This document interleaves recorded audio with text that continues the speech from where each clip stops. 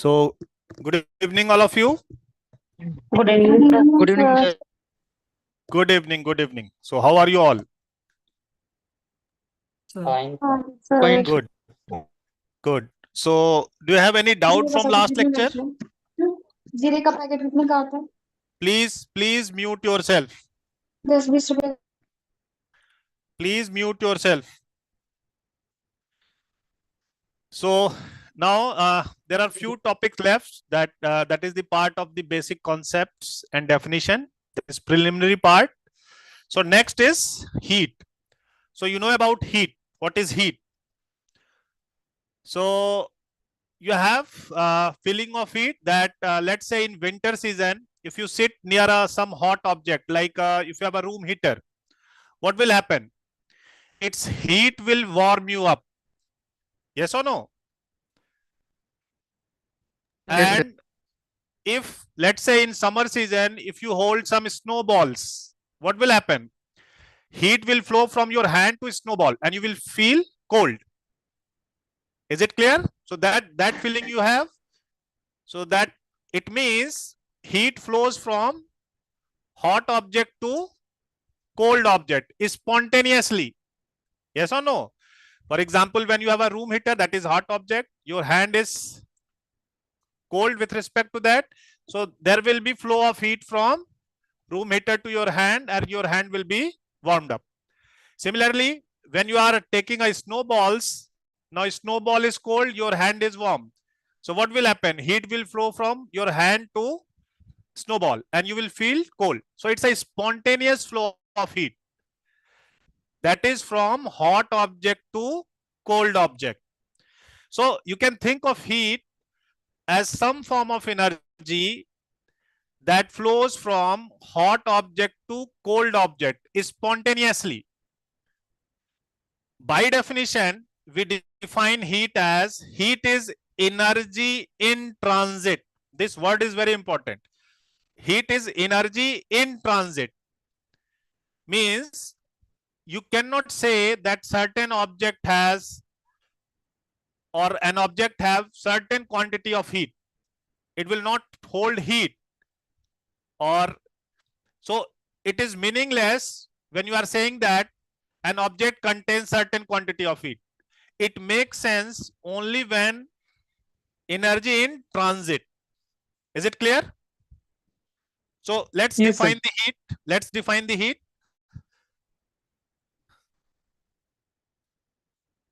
Heat is some form of energy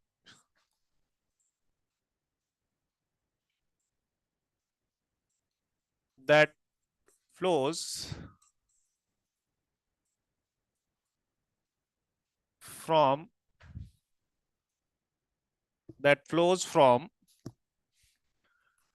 an hot object to cold object. When placed in contact.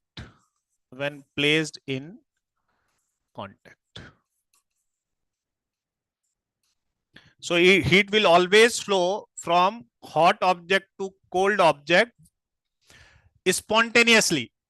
It doesn't mean heat cannot flow from cold object to hot object. Yes, it can flow, but for that you have to apply some external energy or you have to do some external work. Example is you have a freezer, kitchen freezer. So you know that what it will do, it will, if you put some hot thing in the freezer, what will happen? It will suck the heat from the freezer and it will just put it outside the kitchen. So there is a heat transfer from cold to hot, but here there will be an electrical power used. Without that electrical power, you cannot transfer heat from cold object to hot object. But when you have a hot object and cold object, there is a spontaneous flow of heat from hot object to cold object. So by definition, we will only talk about that heat is energy in transit, whatever be the direction. You know that when it is hot to cold, it's spontaneous, and when it is cold to hot, you need some external work. This point is clear? Yes, sir. Yes, sir. So by definition,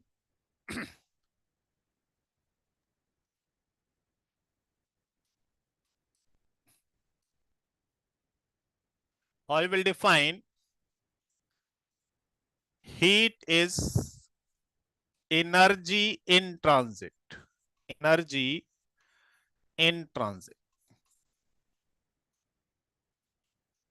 Heat is energy in transit. This is the definition. I'm not talking about direction of heat flow, because you know the direction of heat flow. When it is from hot to cold, it's a spontaneous process. When from cold to hot, you need some external work. So just remember this. So we are not talking about direction of heat flow. We are just concerned with heat is a energy in transit. Is it clear? So this is the definition for heat. So now you have to, we cannot say, what does it means? We cannot say that an object contains certain quantity of heat. You cannot say this statement that an object contains certain quantity of heat, because heat is energy in transit only. There is not any gauge that can measure that a particular object has this much quantity of heat. Yes or no? So that statement is meaningless, because heat is energy in transit. Clear? Sir, Yes, sir. Yes. Sir definition में sir आपने लिखा है when place in contact, so actually sir इसका मतलब क्या है?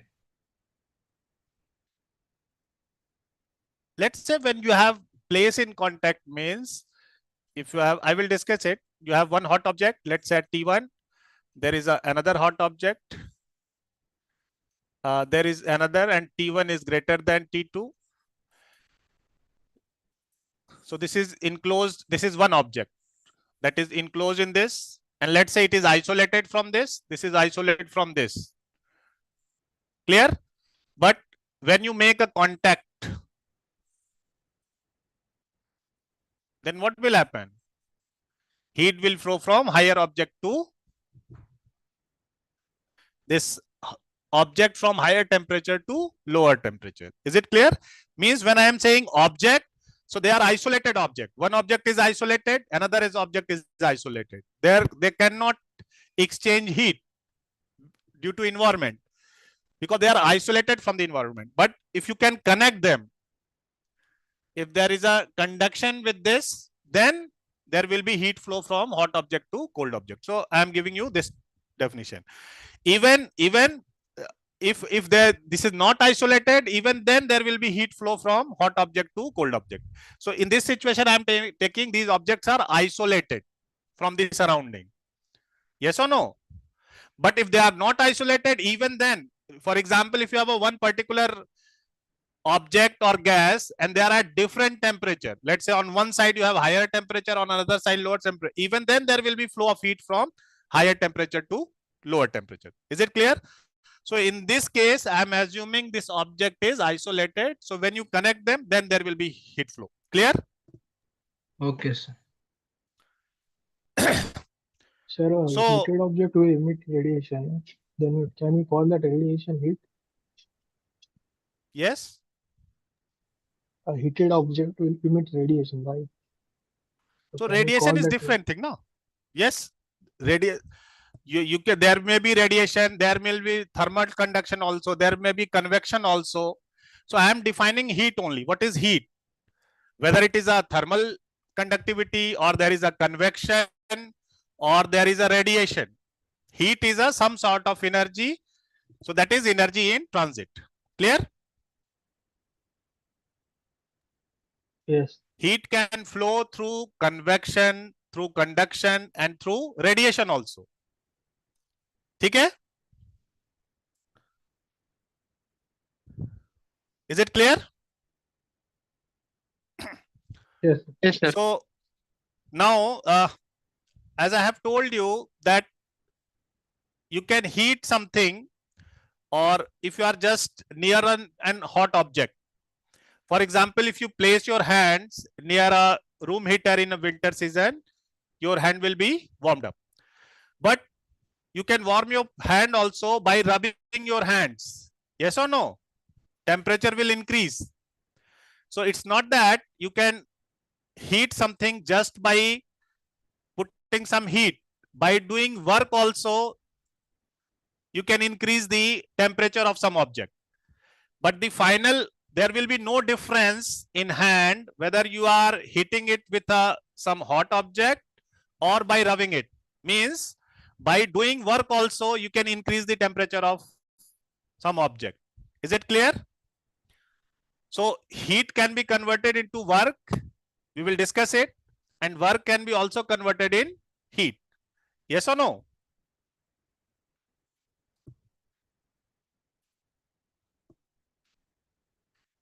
ठीक है? Now, how heat is measured? Heat is measured in joules. Heat is measured in joules.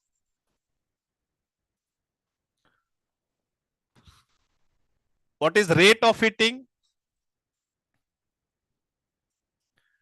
Rate of heating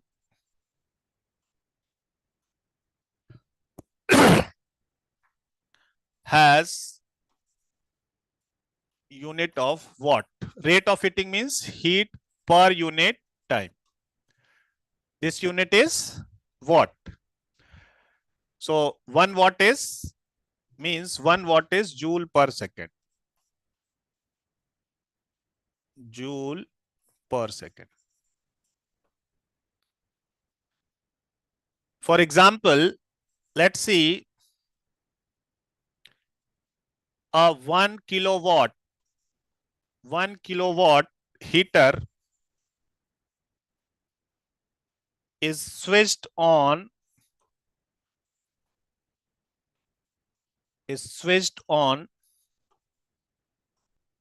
for 10 minutes. For 10 minutes. How much heat does it produce? How much heat does it produce? So this rate of heating is given in joule per second, and they are giving you the time 10 minutes. So what will be the heat produced?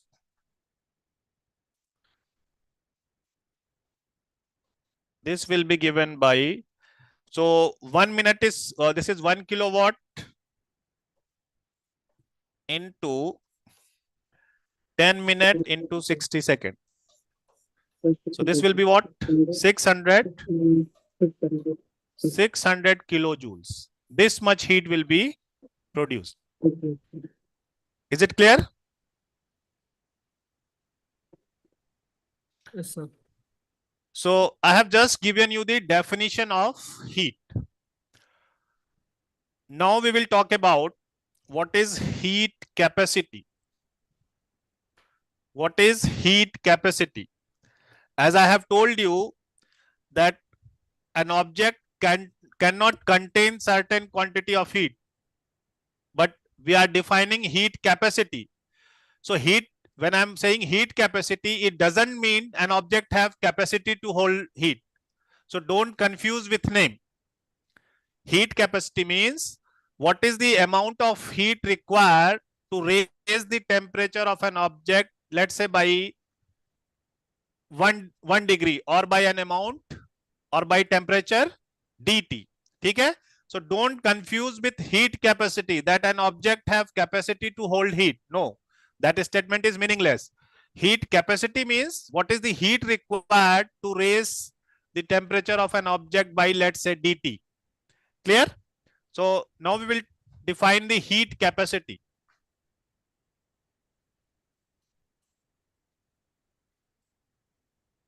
Heat capacity.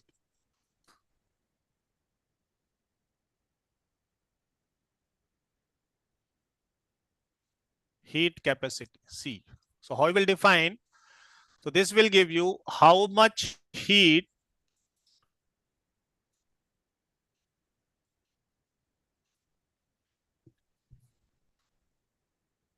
needs to be supplied,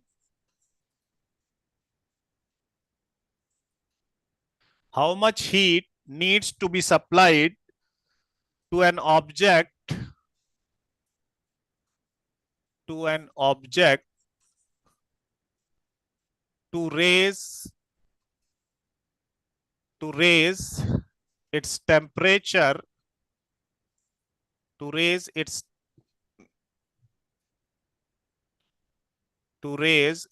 temperature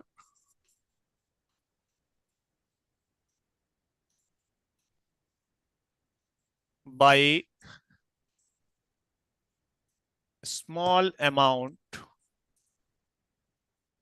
dt. So heat capacity represents how much heat need to be supplied to an object to raise its temperature by small amount. That heat, let's say heat is dq, this will be given by c dt, where c is the heat capacity of the object. C is the heat capacity of the object, or heat capacity C is given by dq by dt, and its unit is joule per Kelvin. This is the heat capacity of the object, and that is joule per Kelvin. So when heat capacity is very high, it means you need large amount of heat to raise the temperature by a small amount. When heat capacity is very small, so you need very less amount of heat to raise its temperature by dt. Is it clear? What does heat capacity represent?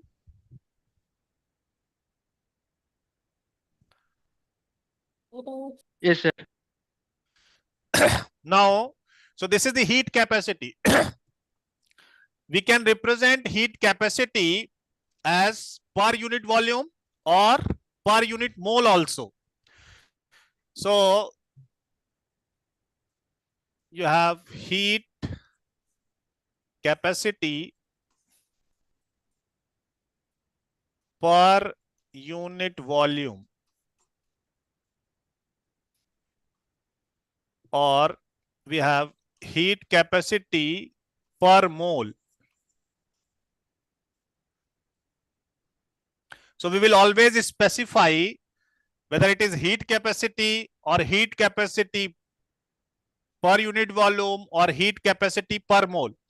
And this will be represented by same symbol, capital C. So whenever it is written capital C, so we will specify you whether it is per unit volume or per mole. Now, what is specific heat capacity? What is specific heat capacity? Specific heat capacity. So this will be represented by small c. Just we will use this notation. Small c is heat capacity per unit volume. Heat capacity is specific heat capacity is heat capacity per unit mass. Heat capacity per unit mass. So small c is given by c by capital C by small m. Yes or no?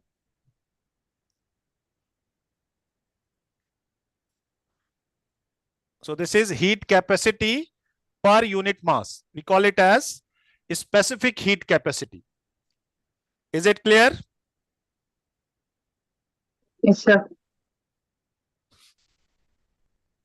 Now, if a specific heat capacity is given, so this will be what? What will be its unit?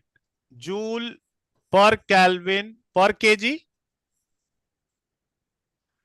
Unit is joule per Kelvin per kg. If you have to find heat capacity per unit volume, let's say heat capacity per unit volume. Heat capacity per unit volume. Capital. So this will be given by so you will multiply C with density of the object. C with mass density. You will multiply with mass density. So that is C into rho. So rho is what? Kg per unit volume. So what will be its unit? Joule per Kelvin per meter cube. Is it correct? Yes or no? So if you multiply specific heat capacity with mass density of the object, you will get heat capacity per unit volume. Yes or no? Heat capacity per mole. Heat capacity per mole. That is also represented by C. So we are distinguishing which one is volume, which one is this. So this will be what? You will multiply with molar mass. Molar mass means kg per mole. Kg per mole. So this will given by C into M is molar mass. So what will be unit? Joule per Kelvin per mole. Is it correct? Yes or no? Yes, Yes, sir. sir. Now you will see, especially in gaseous system, we have to further distinguish between capacity, whether it is heat capacity per unit volume or heat capacity at constant volume or heat capacity at constant pressure. So can I take next slide? Yes, sir. So let's see.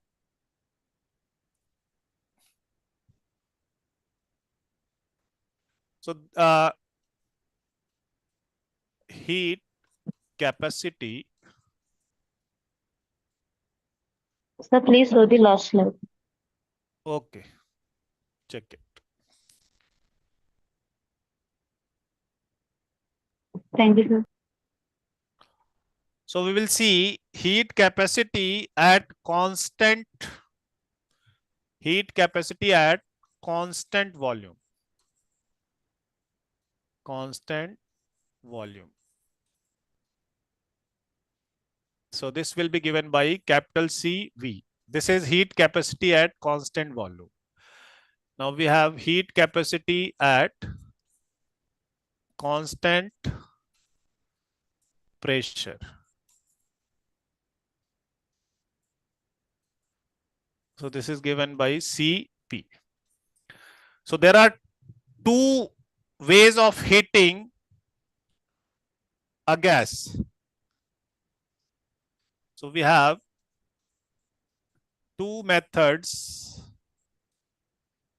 of heating a gas.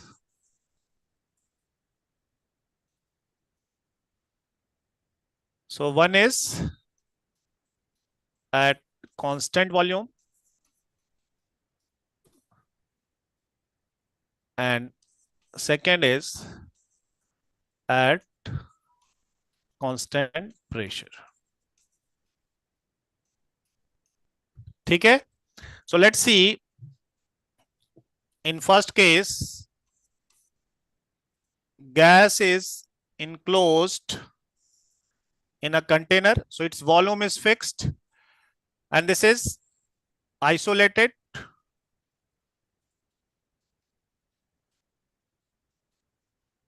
It's you are having some heat here, and gas is confined in this enclosure. So we call this as a heating at constant volume, because volume is not changing. And what will be at constant pressure? What will be at constant pressure?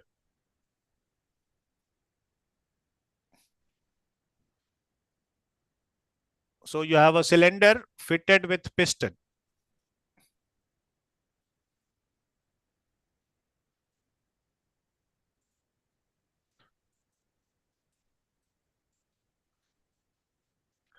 So heat cannot flow this. So when I say isolated, so heat cannot flow through this boundary. So now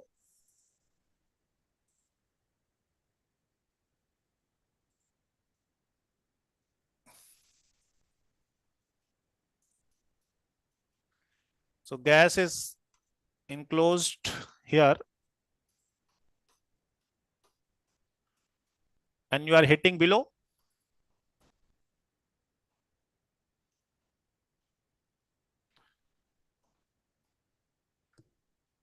So this is at constant volume. In this case, what will happen? When you heat, this piston is without friction, so it can move.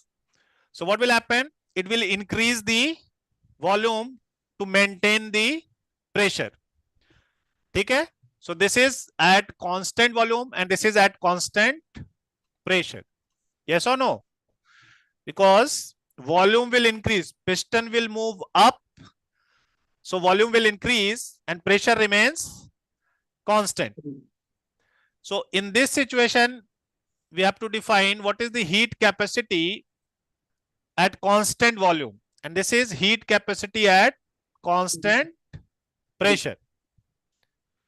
And you will see this Cp will be greater than Cv.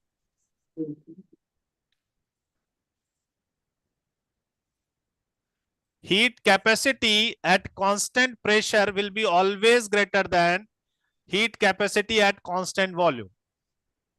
Why? Because when you heat it, some of the energy will be utilized in the expansion of this piston. You have to do work against the atmosphere. So that's why you have to supply more heat to raise the same amount of temperature. Yes or no? Yes, sir. So that's why Cp is greater than Cv, because you have it needs more heat to raise the same amount of temperature, because some of the heat will be utilized in doing work against the atmosphere, because this piston is moving up, so it has to do work against the atmospheric pressure. Is it clear?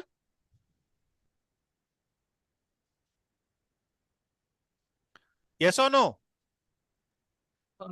Yes, sir. So now this Cv is given by, now I will write it as partial derivative with respect to T. Here C is dq by dt. But when you are introducing the other variables, so then you have to take dq by dt at constant volume. So this I am writing as partial derivative. Cp is del q by del t at constant pressure.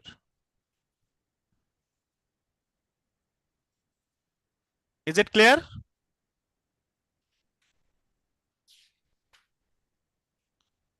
Yes or no? So you know meaning of heat capacity per unit volume, per unit mole, heat capacity at constant volume, specific heat capacity per unit mass, and then at constant volume and at constant pressure. Is it clear? Yes, sir. Yes, sir. So note it down.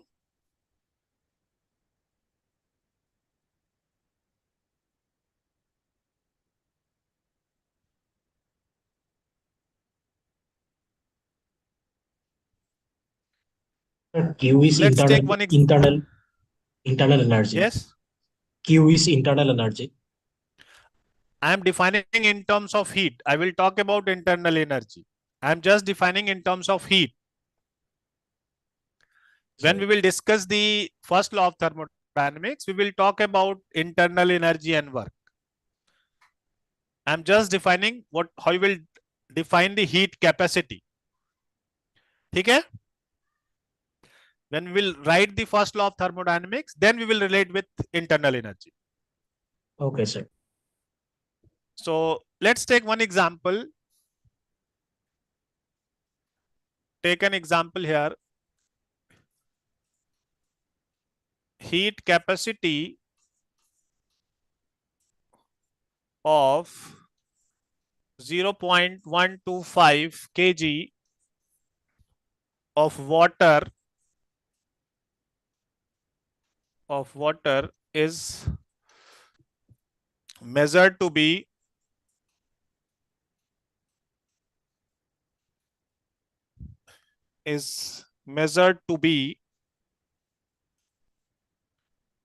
523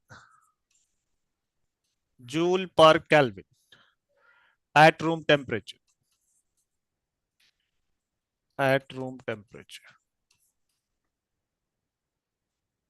Calculate the heat capacity of water.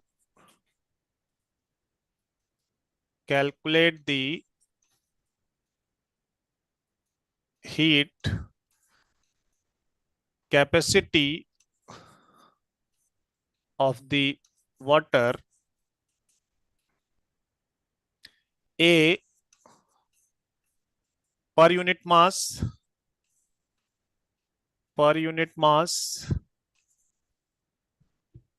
and B is per unit mass and B per unit volume.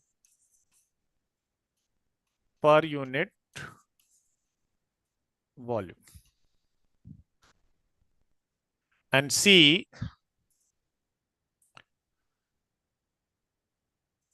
is per mole, heat capacity per mole. Heat capacity per mole, and it is given that density of water is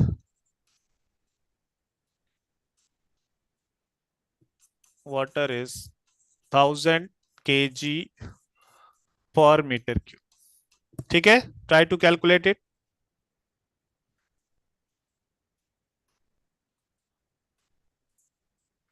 So A part, this is specific heat capacity. So that will be given by capital C by M. So C is 523 joule per Kelvin and mass is 0.125 kg. So if you check this value, I think this is 4.184 10 to power 3 joule per Kelvin per kg. Then B is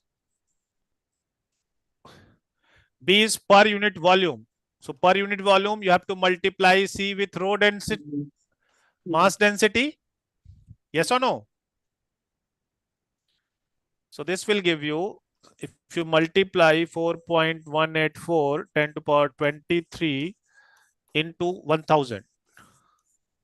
So this will be 10 to power 6, 4.184 10 to power 6 joule per Kelvin per meter. And C part per mole. So you have C into molar mass. So what is molar mass? Kilogram. 18. This is small c, yes. So small c is heat cap 4.184 into 10 to power 3 and then this will be 0.018 kg per mole. Okay, this is the molar mass. So if you multiply it, this will be 75.2 joule per Kelvin per mole. Okay,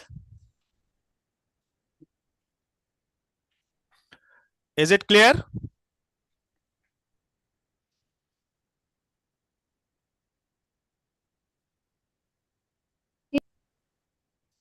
So that is the concept of heat capacity. So we will talk about heat capacity in a different stage. So you must know the meaning of heat capacity, specific heat capacity, and so on. Is it clear?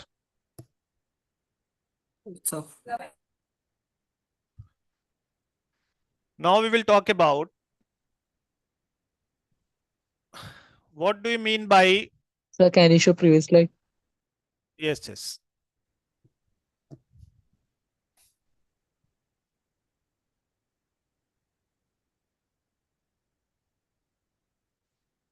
Okay, sir. Thank Okay. you. Okay, sir. Okay. Now we will talk about what do you mean by temperature and thermal equilibrium. Temperature and thermal equilibrium.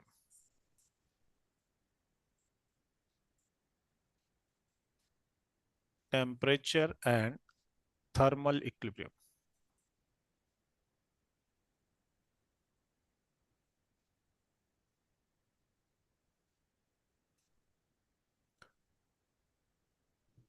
So you know that this temperature is a measure of hotness or coldness of an object. If an object is hot, we say that it is at high temperature. If object is cold, we say that it is at lower temperature. But temperature can be also defined in a statistical manner. So in statistical physics, you will say that it can be defined in terms of the microstate of the system that you will discuss. And temperature can be also defined, and we will talk about second law of thermodynamics in Carnot engine also. But in a way, you can say temperature is a measure of hotness and coldness of a body. So let's see.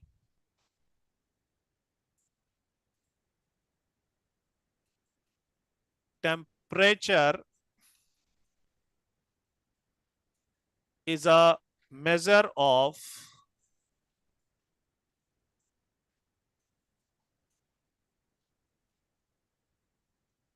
hotness and hotness or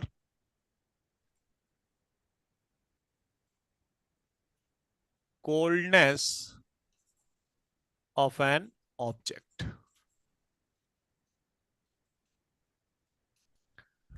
So let's see, if you have this is an hot object and it is thermally isolated from its surrounding. Means heat cannot escape. So it's an hot object. And this is at temperature T1. Then you have a cold object.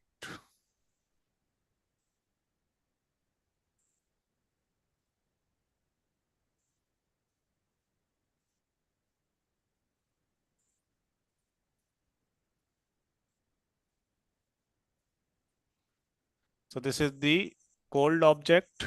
So that is at, so you expect that T1 is greater than T2. Because hot object is at higher temperature. Now, what will happen if they are connected together. Let's say these two objects are connected.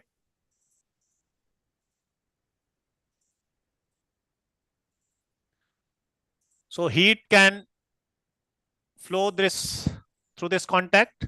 So there is a thermal contact. We call this as a thermal contact. There is a thermal contact between these two objects. So once there is a thermal contact, there will be heat energy transfer, or there is a transfer of energy, and there will be change of temperature. So both energy and temperature of two objects will change. And after some times, what will happen? You will see that both objects are at same temperature, and there is no net heat flow from one object to another object. So after a long time, both objects are at same temperature and there is no net heat flow. So you can see that equilibrium is established. So if there is any energy transferred from object 1 to object 2, equal amount of energy is transferred from 2 to 1. Or you can say there is no net heat flow and temperature becomes same. So that condition is called as thermal equilibrium. So what will happen? Let's say this is the situation A, where you initially they are isolated. So let's take that isolated case was A, then you have made a contact B, and then what will happen? Both are at, so Equilibrium. there will be, yes, this is flow of heat. There will be flow of heat. So in the final situation,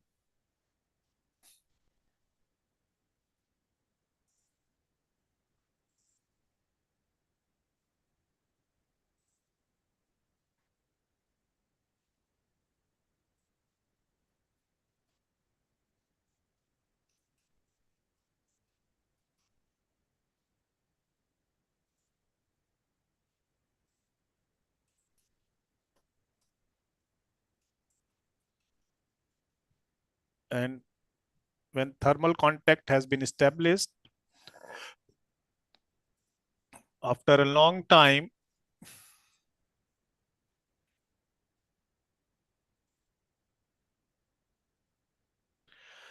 now this is at some temperature, some final temperature TF. So both are at same temperature. And there is no net heat flow from one body to other body. So this condition is equilibrium condition. So this is called the thermal equilibrium. So in thermal equilibrium, this will be the situation.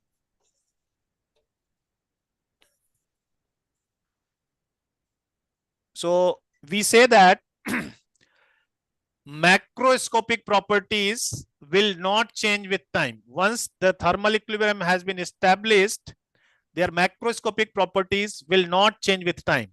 They will remain same. So that condition is thermal equilibrium. Okay? So in this situation, when you combine two objects at different temperature in equilibrium, they want to be in equilibrium. So they tend towards the equilibrium situation. And in equilibrium situation, their macroscopic properties will remain same. Is it clear? What do you mean by thermal equilibrium? Yes, sir. Sir, So yes. there is no, if there is no net heat flow and temperature will remain same. Or you can say if there is some energy transfer from 1 to 2, equal amount of energy will be transferred from 2 to 1. and there is no net heat flow. So that is the equilibrium condition, and system wants to be in equilibrium situation. In this case, there will be spontaneous energy flow to achieve the equilibrium situation, and this process of achieving the equilibrium is called as thermalization. This process is called as thermalization.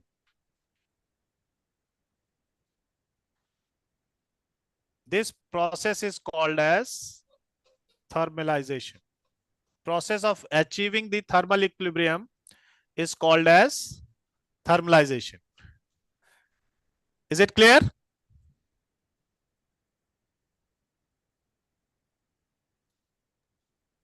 Sir, what happened Hmm. at microscopic quantities during thermal equilibrium?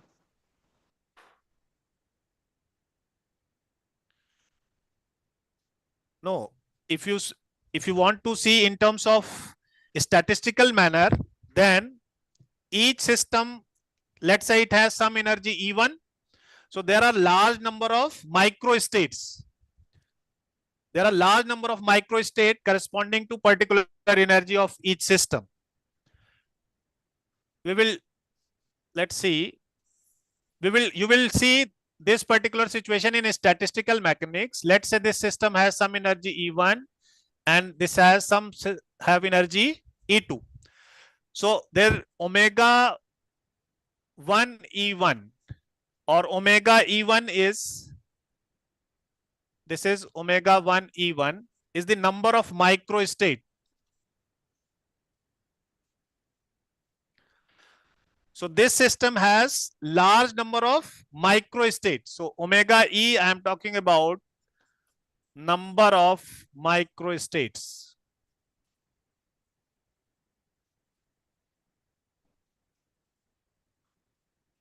Number of microstates. So there are large number of microstates at particular energy, and they all microstates are equally probable. But when it achieves thermal equilibrium, means you are measuring the property of a macro state. So system will be in that particular macro state which have largest number of microstate. So that's what you will deal in statistical mechanics. So in equilibrium situation, system will be in that microstate which has largest number of microstate. Is it clear? So in Clear, sir. ensemble theory, you will study it, that in equilibrium situation, the macroscopic property that you are studying in that macro state will be that which have largest number of microstate. And you will see in this case, again, if you make this contact, so in a statistical fashion, you will get this relation. ln omega 1 E1. You will study this in ensemble theory. This is the statistical definition of temperature. So if you maximize the number of microstate in equilibrium situation, this is the equilibrium situation. And this equilibrium situation you will get when it will maximize the number of microstate. So you will get that property of that macrostate which has maximum number of microstate. So statistical definition is what? Just remember it. Statistical definition of temperature. So that will be given by this result. You have to remember 1 by kBT is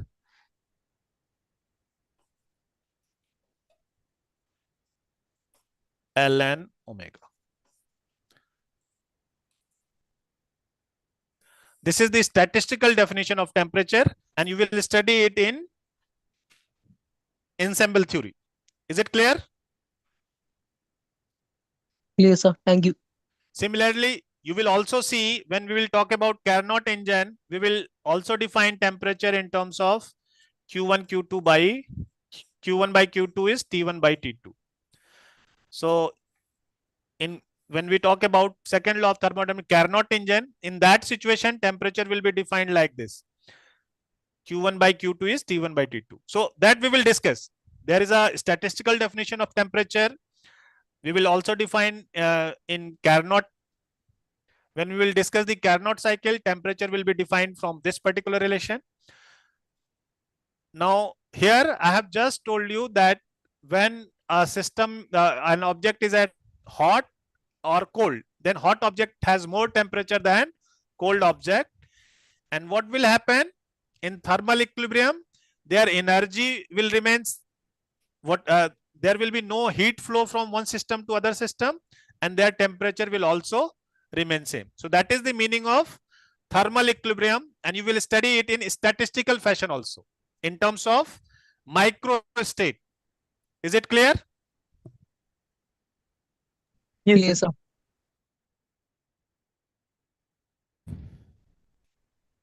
So now based on this, there is a zeroth law. So that what is zeroth law? When two bodies are in thermal equilibrium with a third body, then they are in thermal equilibrium with each other. So let's see zeroth law of thermodynamics. Zeroth law of thermodynamics.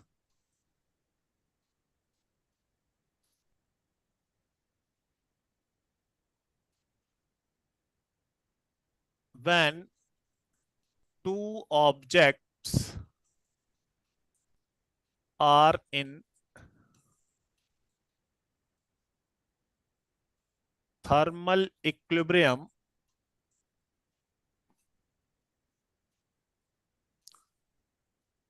with a third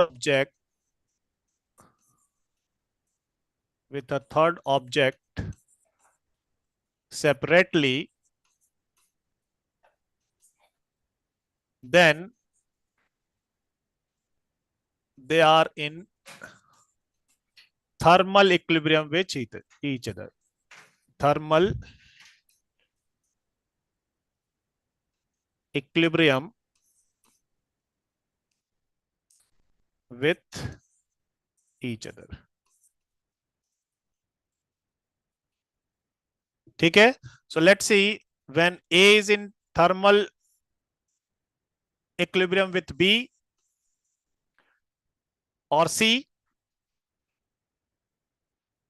A is in thermal equilibrium with C and B is also in thermal equilibrium with C. So in this situation, what will happen? TA is equal to TC. Here, TB is equal to TC. It means what? A and B are also in thermal equilibrium with each other.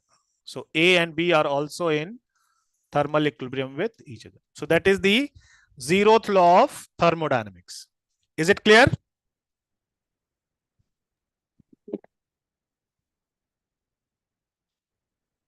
Yes, sir. Yes, sir. So this is the zeroth law of thermodynamics. Now you will see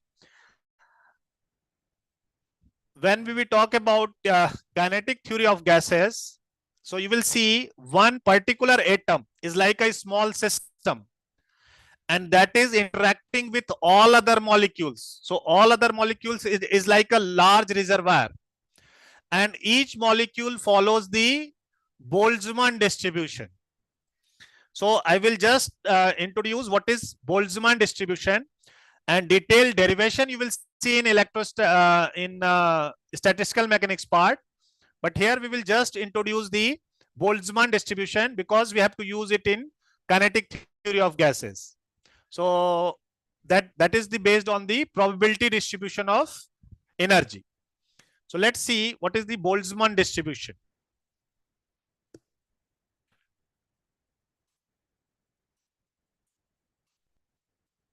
What is Boltzmann distribution?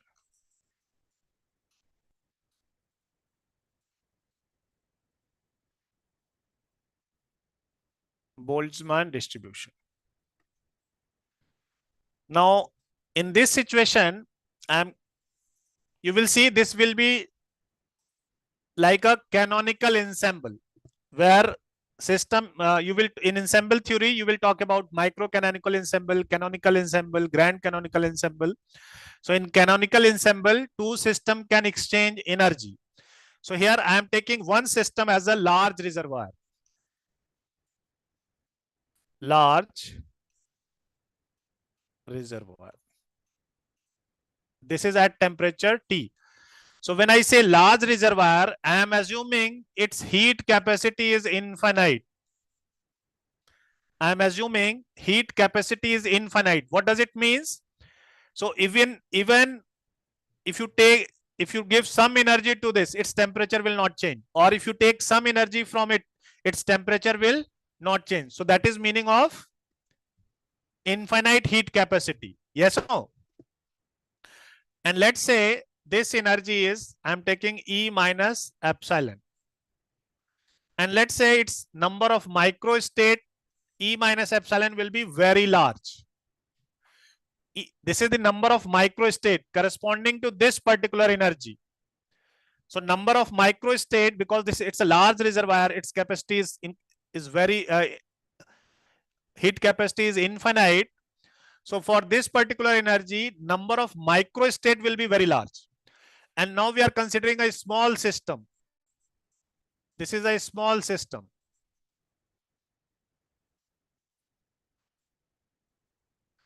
So you will see it's in terms of kinetic tree, you will see a small system like a one molecule, and this reservoir is all other molecules.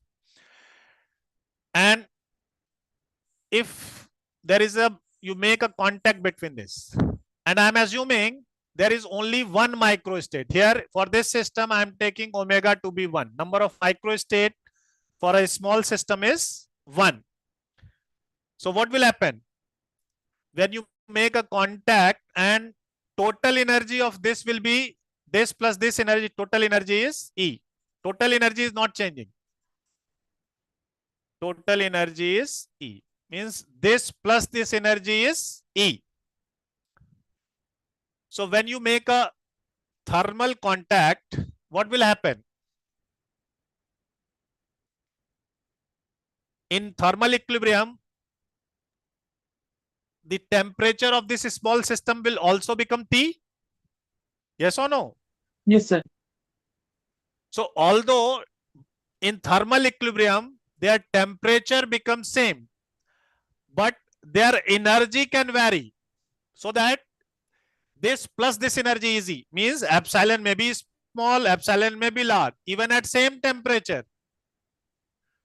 So that's why they have probability distribution of energy, because at same temperature, you may have different probability for different energy of the system.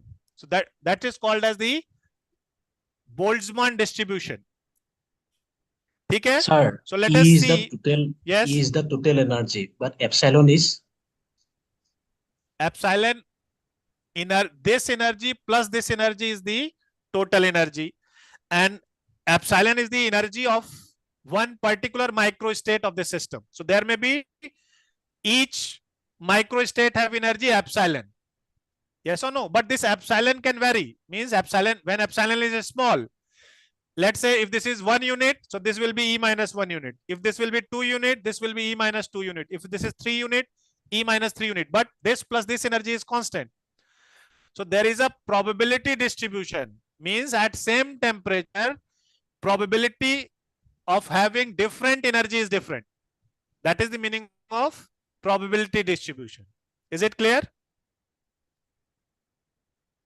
yes, sir. Yes, Let's sir. see. So again, how you will get the probability distribution?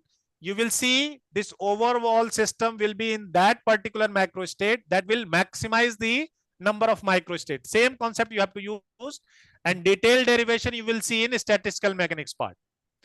So now see, let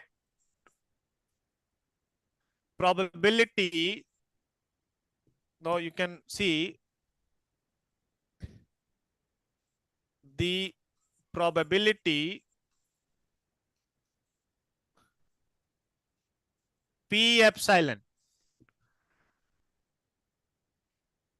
that the system probability P epsilon, that the small system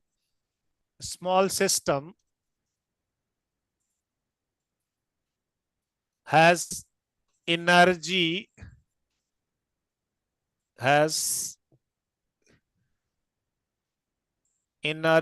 E, has energy epsilon is proportional to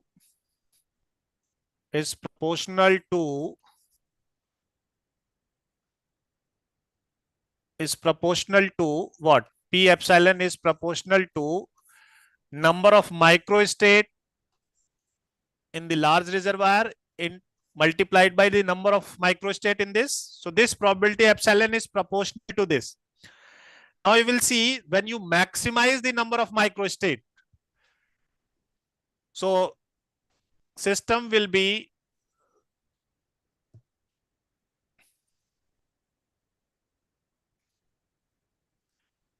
the macrostate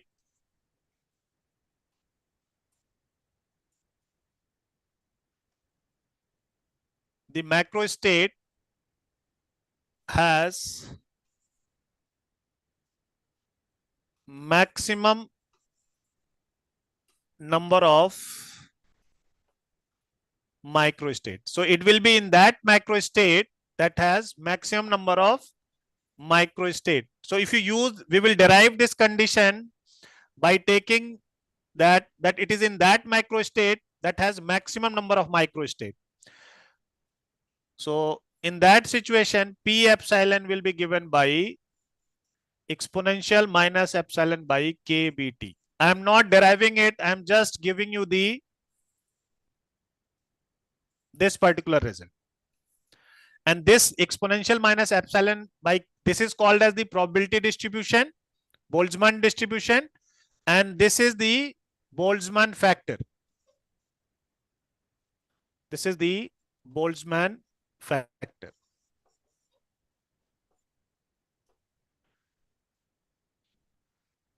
Okay, so what does it mean? You can see, although small system have same temperature T, but there is a probability distribution of energy, its energy. So it will be given by, if on this axis you have energy epsilon, this is P epsilon, so it will be exponentially decaying. This is the probability distribution. You have at same temperature T, but what does it mean? The probability that the system at temperature T have energy very small, it has higher probability as compared to the energy that is very large. So just see, probability is changing. If energy epsilon is very small, it has higher probability in that state as compared to lower energy. Yes or no? Yes, sir. So you can write the system has a reasonable chance, system has a reasonable chance of achieving energy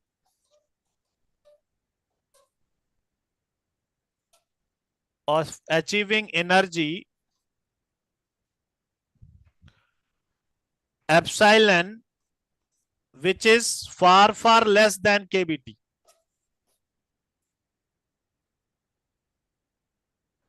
The system has a reasonable chance of achieving energy epsilon where epsilon is far kBt as compared to epsilon where epsilon is far greater than kBt. So means when epsilon is very small as compared to this particular value kBt, so it has higher probability as compared to the energy whose value is greater than kBT. So that's why there is a probability distribution of energy of a small system, even they are at same temperature. Yes or no?